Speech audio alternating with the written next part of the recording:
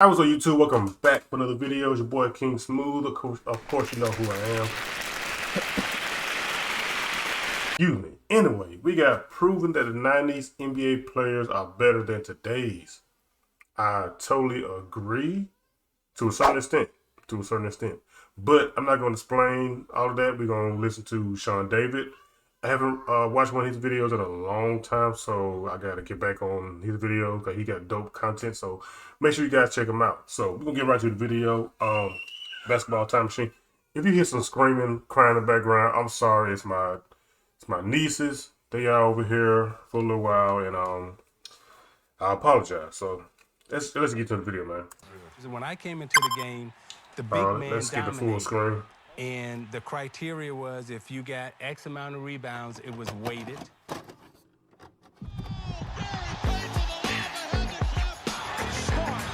Hey guys, this is Dominique Wilkins. Hey, this is Sean Kemp. Larry Bird. Hey, this is Pau Gasol. NBA fans, what's up? This is Vince Carter here. Hey, what's up? This is Matt Barnes. If you're an old school NBA fan like I am, Let's get it, man. Hey guys, what's good? Welcome back What to the up, Sean Basketball David? Time Machine. My name is Sean David. Thanks for tuning in. Let's talk some old school NBA basketball. Let's do it. In today's episode, I want to give you my reasons and my proof, my honest opinion and my honest proof, why I feel that today's NBA. Yeah, I hear that. He said he got honest proof that 90s NBA players are better than today's. Let's find out. Players are not as good as back in the days in the 1990s. But before we dive into today's episode, let's take a quick look at the sponsor of today's videos. I also gave you some more detailed takes and my personal opinion about certain things. And in this video, I want to explain to you why I think that there's even proof why today's NBA players are not as good as back in the 1990s. And Okay, the so- reason why I'm doing this video is because I found a clip with Gilbert Arenas, one of the greatest players of the 2000s, giving his honest opinion why he feels that today's players are much more skilled than the players in the 1990s. And he said some pretty outlandish things. So I want to show you the clip. I want to show you guys the clip first before I give you my take on it. So let's have a look. I'm starting to hate everyone And hopefully I don't get copyright claim for this. Hopefully I don't. in the 90s that played basketball, that whole group, because they just think they shit don't stink. Right. Like, you got, Scottie Pippen and Dennis Rodman, both 6'7", both weigh 210. Talking about they're going to stop somebody in today's game. Like, Nah. 6'7", 210, like, you are a little guard in today's game. You guys are little guys. Like, But that's every 10 years the game yeah, changes. that's what I said. They have no idea about evolution. It's like they don't take evolution into I always have these debates with my friends. I was like, bro, can you imagine dropping LeBron in the 75? Like, just drop LeBron now that you know in 75. I was like, bro. That's just it's like they forget evolution. So they're like, well, this game's soft. They flop too much. I think it's more skilled. When I saw the clip at first, I was shocked, to be honest. I was really, really shocked. Yeah. And don't get me wrong, everybody is entitled to their opinion, and I respect everybody's opinion. Doesn't mean that I always agree, but I respect everybody's opinion. And when I saw the clip, I was thinking, okay, he really believes that he has a point, but we are forgetting something. We actually have the luxury that we can actually see if that's true or not. We have transitional players. And what I mean with transitional players is we have players that played in the 1990s, and we have the same players that also played in the modern day NBA. And I want to give you my take on that. Now, Gilbert Arenas compared Dennis Rodman and Scottie Pippen with today's players. And I think that was actually not the greatest comparison because those were exceptionally great athletes. So to me, there's even no question that they would be successful in today's. Yes, I don't even know why he mentioned Scottie Pippen and Dennis Rodman. Even though they both 6'7", 210, but they were athletes. They were great defenders. I'm not going to say Dennis Rodman was a great scorer, but Scottie Pippen was a great scorer when he had to be. But, for him to say that's kind of crazy. NBA, but there are some other players that I want to talk about. And the first player that I want to talk about is Kobe Bryant. Now, as you know, Kobe was drafted in the 1990s, came straight out of high school, and in his prime, Kobe was always able to put up, let's say, 25 to 30 points. Now, if you take a look and go on NBA.com or go on basketball-reference.com, where you can see the stats, you can see that Kobe, and we all know this, Kobe had some serious injuries in the later part of his career, and he was really not the same player. I would say like when he was 32, 33, he lost a lot of his hops, a lot of his quickness, and so on. But still at the age of 37, Kobe was able to average 18 points in today's NBA. And when I'm talking about today's NBA, I would say like 2015 until now is almost the same type of NBA. Obviously, the game changes every couple of years, but I would say 2015 and today is almost the same. So in a post-injuries Kobe Bryant is still able to put up 18 points per game.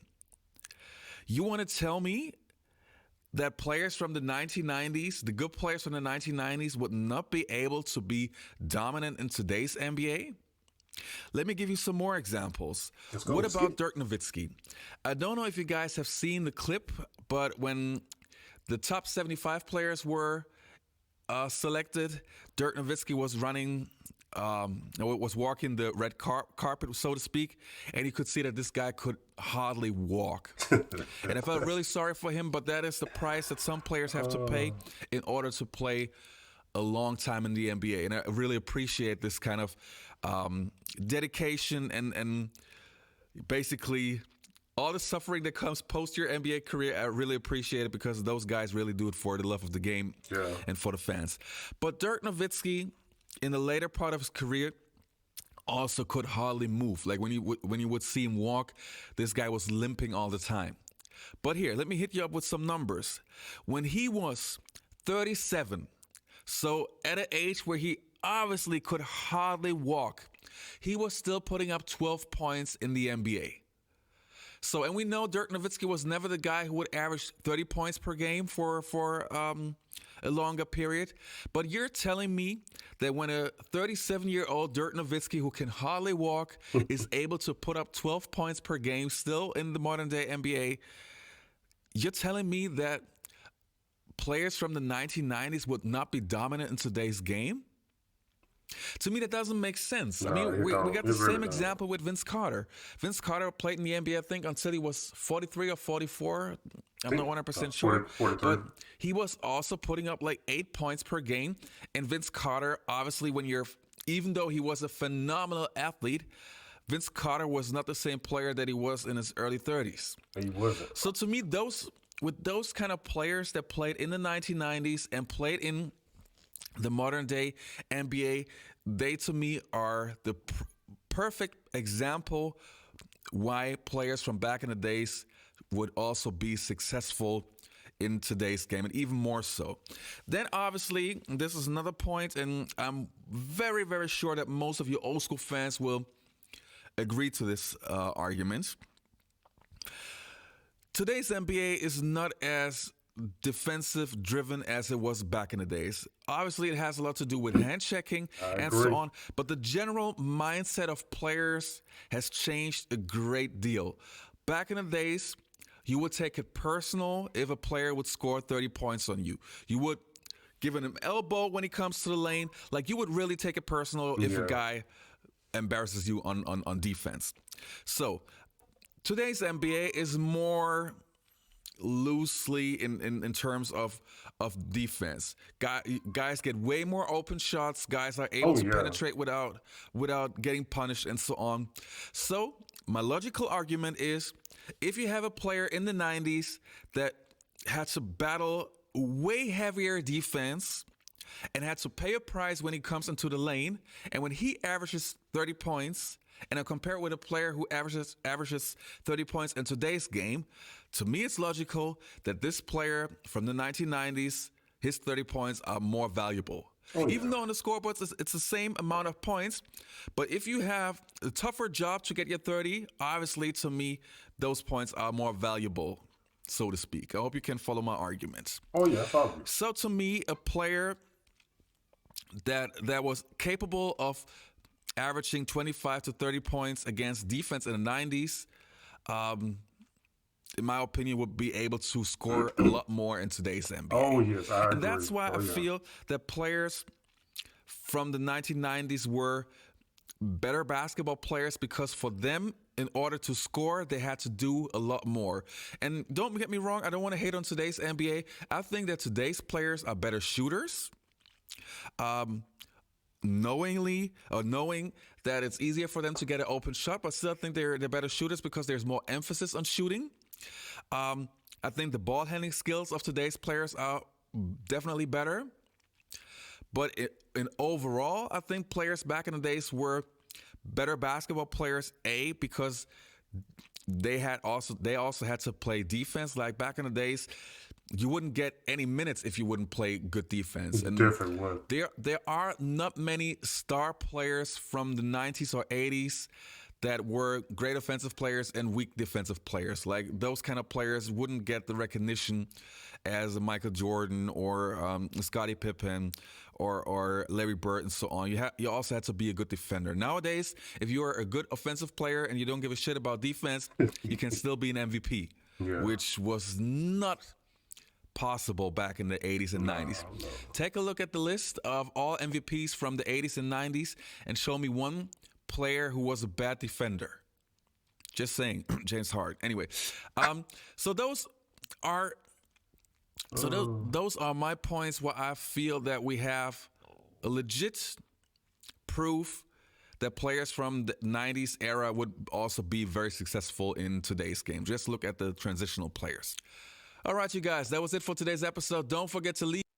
Man, I gotta agree with Sean, man. Like you said, back in the 90s, even the 80s too, like you had to do a whole lot more to get your 20, 25 to 30 points against all that defense. Like it was so many great defenders back in the day compared to now. It's like defense back then was tougher than it is nowadays, because like players like now don't play tough defense. Like you got a few players that play like great defense, like let's say Paul George, he's a great defender. Rudy Gobert, he's a good defender down the post. See, I can't really think of a whole lot top of my head right now, but it's only a few compared to back in the day. Like it's so many players from back in the day I can think of. It's just like Michael Jordan, Scottie Pippen, Dennis Rodman. The list goes on and on. You can even say Larry Bird was a great defender. But a lot of people don't give him the praise for it. But you know, like I said, he proved a lot of points in this video. Like, you know, people gonna argue like, no, today's game is better than the 90s. You know, it's you gotta be able to say why, because different eras is gonna be different play styles and stuff, and different defensive schemes and stuff like that. So it's a whole lot behind it. But he really did prove a lot of points, like I said. And just let me know what y'all think about it, man. Just comment down below what y'all really think about this, about the 90s players being better than today's players. So, that being said, I'm King Smooth. I'm out. Peace.